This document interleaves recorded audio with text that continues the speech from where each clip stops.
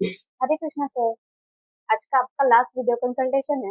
Patient के गले के नीचे लंप है और वो धीरे धीरे बढ़ता जा रहा है।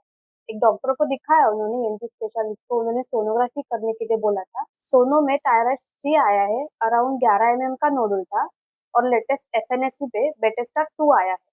नॉन सर्जिकल बिनाइन गॉइटर लिखा हुआ है सोनोग्राफी पे। तो वो जानना चाहते हैं नॉन सर्जिकल ट्रीटमेंट हो सकता है क्या, क्योंकि पेशेंट का एज 23 है और उनको नेक पे स्कार नहीं चाहिए सर। नमस्ते शिवानी बेटा। देखो, आपको first of all thank you, आपने इतने अच्छे से सारी टेस्ट करवाई है, पूरी पिक्चर मेरे सामने, और मैं आपको डायरेक्ट ट्रीटमेंट के बारे में बात कर सकता हूँ।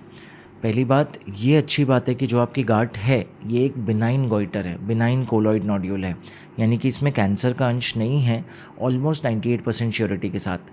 ये आपके अल्ट्रासाउंड में भी मैच होता है, जो टायराइड स्कोरिंग दिया है उसके हिसाब से।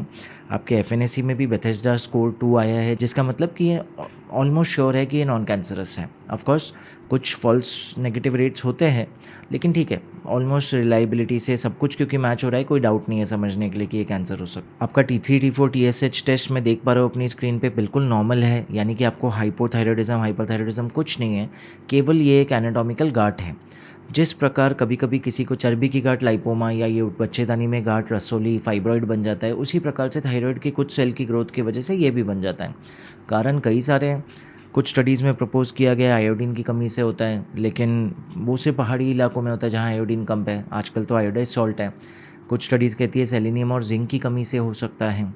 काफ़ी स्टडीज़ बताती है ऑटो इम्यून कॉज होता है, अपनी इम्यूनिटी अपने ही थायराइड को दुश्मन समझ के अटैक करने लगती है, वायरस समझ के। तो कारण अभी तक कॉम्प्लेक्स है और साइंस ने पूरी तरह समझा भी नहीं है। फ़िलहाल बात करते हैं ट्रीटमेंट की। जी हाँ, आप सही हो कि ट्रेडिशनल तरीका इसका सर्जरी था, आधा थायराइड निकाल दिया जाता था, अराउंड 50 to 60% थायराइड, जिसके बाद आजीवन दवाई खाने का चांस हो सकता है। 35 to 60% केसेस में परमानेंट हाइपोथायराइडिज्म हो जाता है।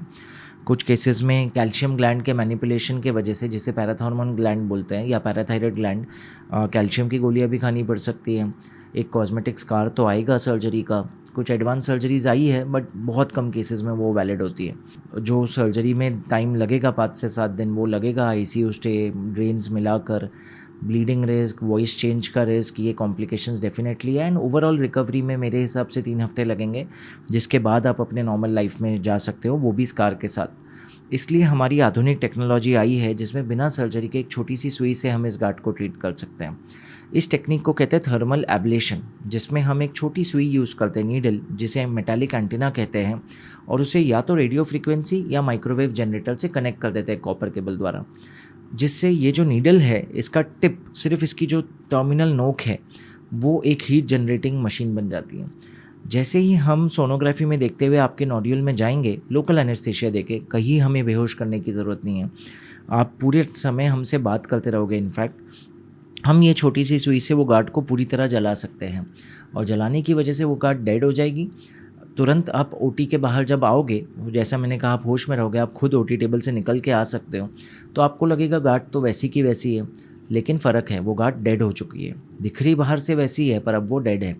तो जब 6 हफ्ते, 3 महीने, 6 महीने, 1 साल पे हम सोनोग्राफी कराते रहेंगे, तो हम पाएंगे कि वो श्रिंक होती जा रही है। अगर वो पहले दिन 11 ml की है, जो हम आपकी रिपोर्ट से देख पा रहे हैं, तो उम्मीद है by the end of first year almost वो आधे से 1 ml की बन जाएगी, और शायद by the end of 3 to 4 years गायब भी हो जाएगी, या एक छोटा सा निशान या स्कार रह जाएगा कि यहाँ पे एक गार्ड थी कभी, वो भी सोनोग्राफी पे। बाहर से तो शायद 6 हफ्ते से 3 महीने में दिखना बंद ही हो जाए। सो पॉइंट है कि हम आपको वही बेनिफिट दे सकते हैं। कॉस्मेटिकली बिल्कुल गांठ नहीं दिखेगी, जो थोड़ा बहुत प्रेशर दबाव कर रही है एयर पाइप फूड पाइप पे, वो ख़त्म हो जाएगा, और वो भी सब शायद 6 से 8 घंटे की एडमिशन से, आधे घंटे की सर्जरी से, इंटरवेंशन कहूँगा, सर्जरी भी नहीं, कोई चीरफाड़ नहीं, कोई ब्लेड नहीं, कोई स्कार नहीं, कोई सूचर या टाका नहीं, सब कुछ एक छोटी सी सुई से। 3 दिन बाद आपको दिखेगा नहीं कहाँ से किया था। हाइपोथायरॉयडिज्म का चांसेस, हाइपोपैराथायरॉयडिज्म का चांसेस, यानी कि गोलियां खानी पड़ेगी आजीवन, इसके चांसेस 0 है। तो प्रैक्टिकली कॉम्प्लिकेशन रिस्क बहुत कम है। वॉइस चेंज का चांस बहुत ही कम है, मैं कहूँगा 500 में एक केस में, वो भी ट्रांजिएंट या टेम्पररी। आज तक मैंने ना लिटरेचर में ना खुद से परमानेंट वॉइस चेंज का केस देखा है या एक्सपीरियंस किया है। तो इसलिए बहुत ही लो प्रोफाइल, मिनिमली इन्वेजिव और सेफ इंटरवेंशन है। तो अगर आपको लगता है कि आपको ये कराना चाहिए, फिर भी एप्रीहेंशन है कि क्योंकि नया टेक्नोलॉजी है, क्या ये सच में है? तो इस पे बहुत सारा लिटरेचर है, आप पबमेड, गूगल स्कॉलर पे जाके खुद पढ़ सकते हो। मैं साथ में बहुत सारे लाइव केसेस, टेस्टिमोनियल शेयर कर रहा हूँ, जिससे आपको और फेथ आएगा कि हाँ, ये टेक्नोलॉजी ऑथेंटिक है और ये आपको पूरी तरह हेल्प कर सकती है। एक नहीं, दो नहीं, ऑलमोस्ट 500-600 से ज़्यादा केस आज हम कर चुके हैं और हम इंडिया के एंड एशिया के one of the highest centres बन चुके हैं इस टेक्निक को यूज़ करने के। सो आई होप ये वीडियोस देखकर आपको और फेथ आए और आप कॉन्फिडेंट रहो कि या तो हमसे या किसी इंटरवेंशन रेडियोलॉजिस्ट से मिलकर आप ये टेक्निक कराओ और आपको सर्जरी ना कराना पड़े। सुरक्षित रहिए, सशक्त रहिए।